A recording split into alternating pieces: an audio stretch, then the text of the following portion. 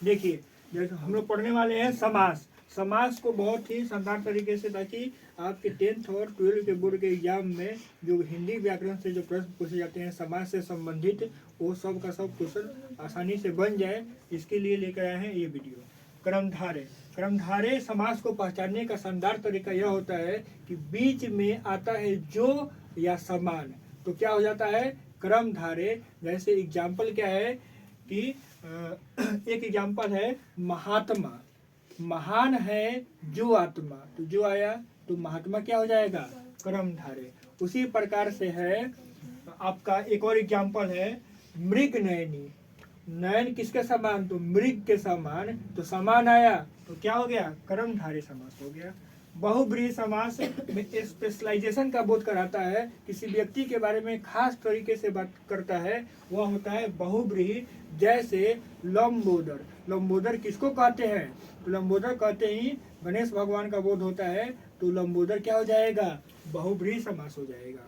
फिर एक और एग्जाम्पल हम लोग देखते हैं दशानन, जिसके स्वर, आनंद का मतलब होता है स्वर। स्वर कितने, तो 10। 10 स्वर वाला कौन था, तो रावण था। दशानन कहते रावण का बोध हुआ, तो क्या हो गया बहुब्रीहि समास हो गया।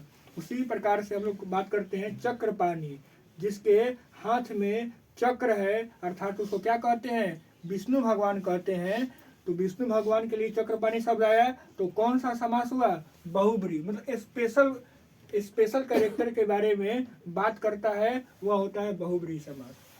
द्वंद्व समास में बीच में योजक चिन्ह आता है। योजक चिन्ह का मतलब होता है कि बीच में आएगा हाइफन आएगा। बीच में क्या आता है हाइफन आता है। जैसे दिन रात, सुख दुख, अमीर गरीब, ये सब क्या होते हैं द्वंद्व समास के एग्जाम्पल हैं। फिर आता है द्विगु। द्विगु शब्द को पहचानने का शानदार तरीका यह है, उसमें बीच उसके जब शुरू करते हैं उसमें संख्या का बोध होता है। जैसे चौराहा। चौराहा मतलब चार राह जहाँ मिलता है, चार रास्ता जहाँ मिलता है चौराहा। उसी प्रकार से त्रिलोकी, 3 लोक, 3 से आया। उसी प्रकार से आता है अष्टधाई। अष्ट मतलब 8, तो ये सब शब्द जो है किसके एग्जाम्पल हो जाएंगे द्विगु के हो जाएंगे, जहाँ पे संख्या का बोध होता है। जैसे पंचवटी, 5 शब्द आया इस प्रकार से। फिर आता है अव्ययी भाव समास। अव्ययी भाव समास का एग्जाम्पल क्या है कि इसमें उपसर्ग आता है।